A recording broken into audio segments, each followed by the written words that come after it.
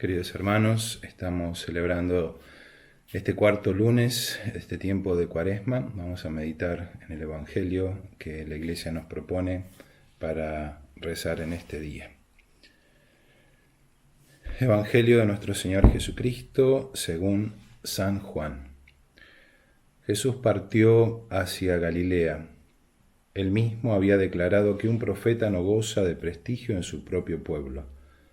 Pero cuando llegó, los galileos lo recibieron bien, porque habían visto todo lo que había hecho en Jerusalén durante la Pascua.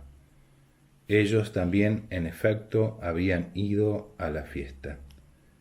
Y fue otra vez a Caná de Galilea, donde había convertido el agua en vino. Había allí un funcionario real que tenía un hijo enfermo en Cafarnaún. Cuando supo que Jesús había llegado de Judea y se encontraba en Galilea, fue a verlo y le suplicó que bajara a curar a su hijo moribundo. Jesús le dijo: «Si no ven signos y prodigios, ustedes no creen». El funcionario le respondió: «Señor, baja antes que mi hijo muera». «Vuelve a tu casa, tu hijo vive», le dijo Jesús. El hombre creyó en la palabra que Jesús le había dicho y se puso en camino.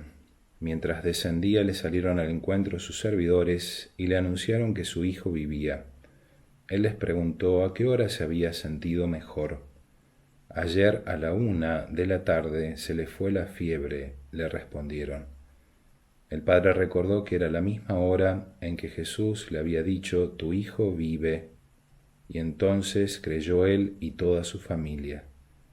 Este fue el segundo signo que hizo Jesús cuando volvió de Judea a Galilea.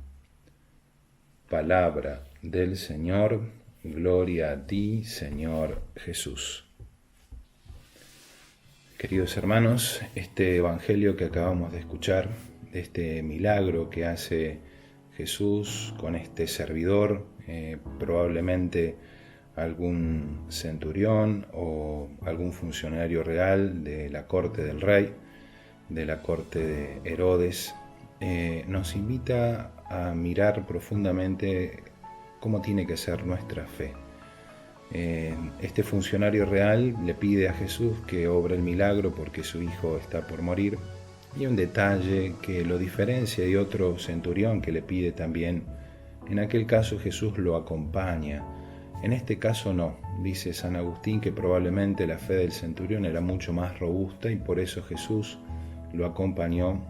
Y en el caso de este funcionario que le pide que cure a su hijo, pensemos que este servidor público vive a unos 33 kilómetros de Caná, ha venido caminando a verlo a Jesús. La fe lo ha movido, más allá de su posición económica y demás, pero reconoce que solamente Jesús puede brindarle lo que él busca, que es la curación de su hijo, y hace todo ese camino para encontrarse con Jesús. Pero Jesús no lo acompaña.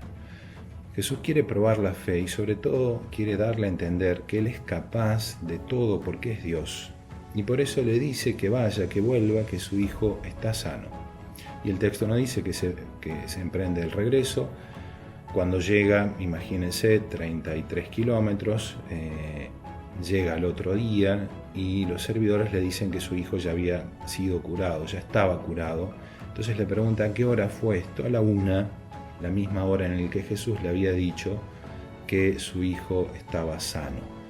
Con esto el Señor confirma la fe de este servidor público que todavía tenía una fe incipiente, cree en Dios, pero como que le falta ese otro paso.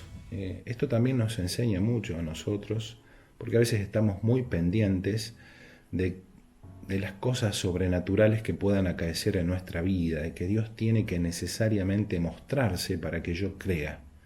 Me tiene que señalar con un gran milagro, un gran esplendor, que Él está presente, que Él me ama. Y bueno, Dios puede ser que lo haga así o puede ser que no. Hace poco circulaba en las redes un audio, no sé de quién, que decía que había que rezar a tal hora porque se iba a curar todo el mundo de esta pandemia. Bueno, puede ser, hay que rezar y hay que rezar en todo momento, pero ya cuando hay como un imperativo hay que rezar acá, ya parece algo mágico, recemos todos juntos para que sí o sí suceda esto. Y en realidad hay que aceptar la voluntad de Dios. Y ese aceptar la voluntad de Dios es como dijo Jesús cuando estaba antes de la pasión: Señor, si es posible, aparta de mí este cáliz, pero que no se haga mi voluntad sino la tuya. Nosotros tenemos que pedir, rezar insistentemente, rezar por nosotros, por nuestra conversión, rezar por la conversión de las personas que amamos, rezar a veces por incluso cosas como puede ser el trabajo, como puede ser la salud, que no es lo más importante. Lo más importante es la salud del alma, nuestra salvación, la salvación eterna de las personas que amamos. Pero en este sentido, esa oración es la que tiene que buscar no que Dios sí o sí me dé eso que yo le pido, sobre todo en las cosas que no son esenciales, sino que se haga su voluntad. Señor, te pido esto, pero bueno, si no es tu voluntad, lo acepto. Tú sabrás por qué. Un claro detalle es que Jesús no curó a todos los enfermos del mundo, no sanó a todos los que estaban con males, tampoco resucitó a todos los muertos, aunque podría haberlo hecho. ¿Pero por qué? Porque estamos en camino, estamos en el desierto caminando hacia la tierra prometida que es el cielo. Y este es un tiempo de purificación, un tiempo para ofrecer nuestro silencio, nuestras cruces, nuestro sufrimiento. Este servidor público encontró, gracias a su fe, el milagro en Jesús.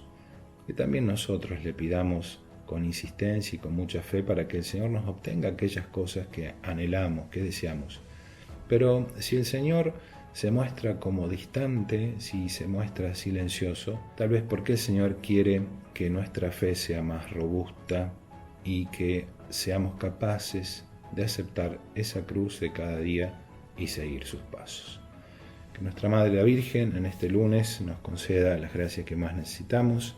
Seguimos en Cuaresma, seguimos en la cuarentena, y para que aprovechemos a vivirla intensamente, y el Señor sobre todo nos conceda esa serenidad interior de poner todo en sus manos. Ave María Purísima, sin pecado concebida.